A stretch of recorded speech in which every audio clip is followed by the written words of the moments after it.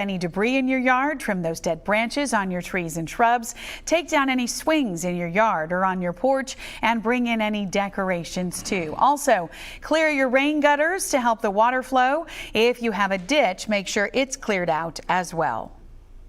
And also, Bellengraft Gardens and Home closing for a couple of days due to Hurricane Sally. They will be closed today and tomorrow due to the expected high winds and possible flooding. They plan to reopen on Thursday at 8 a.m. and they will resume normal business hours at that time. Our current time, 6:57 on our Tuesday morning. More news still to come.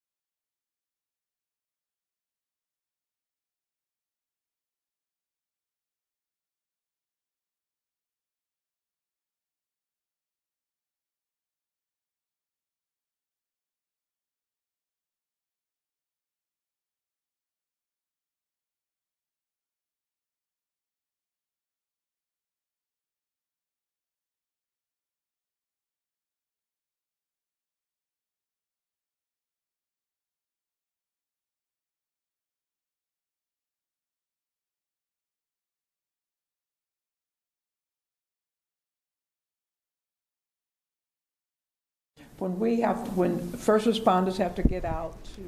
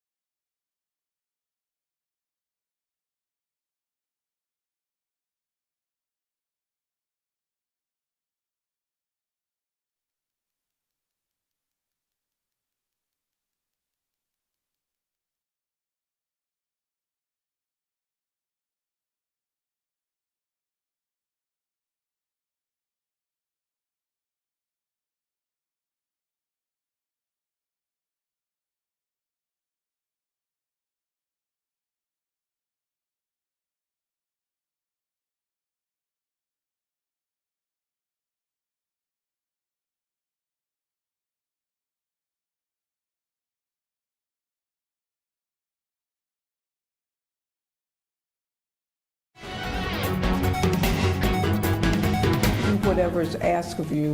When first responders have to get out to rescue people and to bring them out of unsafe conditions, when it's very late in the event, then that puts their lives in danger too. Officials urging folks to take Hurricane Sally seriously and make plans to stay safe as the storm takes aim on the Gulf Coast. Sally still moving very slowly. Its direct path still not quite known at this hour, but we do have an update. Sally could dump heavy rains that could lead to life-threatening flooding along with very high winds, and it may last well into the week. Good morning and welcome to Good Day Gulf Coast on this Tuesday morning. It's September 15th. I'm Sarah Wall. And I'm Joe Emer. Thanks for joining us right here on this Tuesday morning. We are tracking and monitoring and following everything about Hurricane Sally. It's interesting that it's not that far out in the Gulf, but it's not going to get here for a while. The direct impact to our coastline when it makes landfall. Still kind of an unknown, Michael. We're watching the slowness of the storm. Is it 2 miles per hour? Is that what we said earlier? Yeah, that's right, about 2 miles an hour. And Jennifer is joining me just beside me in the Weather Center. COVID, we can't be beside each other in the same shot, but she's going to be joining you later in the hour to talk about some of the hazards and dangers that we're going to face as a result of Hurricane Sally. The biggest by far, and you've heard us talk about this, is flooding and storm surge. But another one, because we're in the northeast quadrant of Sally, is isolated tornadoes. You know, those small spin-ups, they can happen. That's the watch warning map, and you got a tornado watch until 6 p.m. It includes all the counties you see in yellow: Mobile, Baldwin, and all of our Florida Panhandle counties. The green that surrounds that is a flash flood watch, and that includes every single spot in the Fox 10 viewing area, and that won't expire until after Sally is over. But there is going to be that risk for isolated tornadoes from Mobile County to Okaloosa County. If a warning goes off, seek shelter immediately. But the tornado threat is actually the lowest risk we're going to face from Sally. Storm surge is the biggest, and a storm surge warning is up for Mobile and Baldwin County, the entire Florida Panhandle, coastal regions, and the Mississippi coastline. Here's a look at the radar. Now, the radar has been showing a lot of rain, mostly east of I-65 all night. You go north of Bay Minette, you go west of Mobile, it's hard to find any rain, but we're going to continue to see waves of rain showing up as a result of Sally. Notice a little dry slot showing up south of Gulf Shores and Orange Beach that'll move in over the beach. You saw where Ashland Irons was there earlier, getting rain soaked with some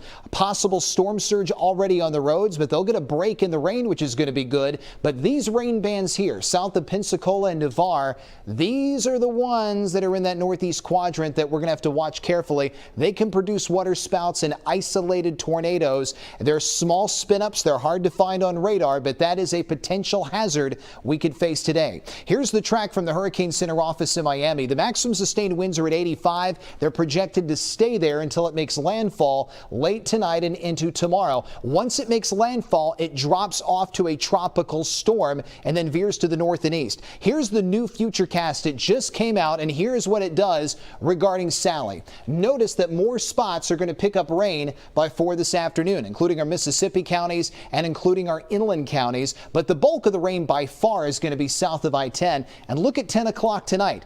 Look at the nastiness that's going to be showing up around parts of the Baldwin County, the Florida Panhandle, Dauphin Island, and Gulf Shores, and that well-defined center that represents the Eye of Sally. And the Eye of Sally looks to move in very close to what the Hurricane Center says it will. Pascagoula to Dauphin Island. That's midnight tonight. It brings it over Dauphin Island at 4 o'clock in the morning tomorrow. So it could make landfall that early. It may slow down. It's expected to be right over Mobile and the eastern shore by 7 o'clock in the morning tomorrow. Then we move forward in time to about noon, and most of the heavy rain is farther inland because the center of Sally starts to lift out, and as a result, we start to go much drier. Now, the biggest flooding and storm surge danger will occur for anyone who's along and east of that center point. If you're west of it, your weather won't be as bad. Now, as far as the next few days, you'll notice the rain coverage goes down starting Thursday and Friday, but we'll talk about the all-important weekend. That's going to be on the way a little bit later in the hour. Right now, we got to find out what's going on with the roads. Chelsea, a lot of rain, and I see that blue.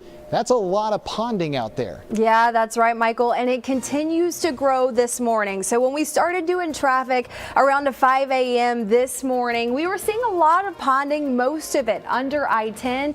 As you can tell, it is starting to grow into North Mobile County like Saraland and North Baldwin County into Bay Minette. So of course, that is not ideal if you're getting ready to head out and about. Again, only head out if you have to this morning. We want to talk about the trouble spots. We're in Fort Morgan. It looks like a lot of folks are starting to evacuate and head into Gulf Shores and up Highway 59. So pack your patience this morning. If you do live in that area, go ahead and leave if you can. Again, we are seeing a lot of traffic right there. Now, we still have a road closure in Florida. It's on 6th Avenue. Road is closed from Highland Drive to Barcia Drive. If you're trying to travel to I-110 to head north to evacuate, you definitely want to take 291. That's your alternate route this morning. Again, that road is closed. Now, speaking of road closures, this is a big one. Now, for our friends in Dauphin Island, AL 193, Dauphin Island Parkway is now closed. No heading in or out. So be aware of that. A lot of our friends there are experiencing experiencing power outages too. Of course, we will keep you updated on flooded roads and potential flooded roads coming up. Sarah?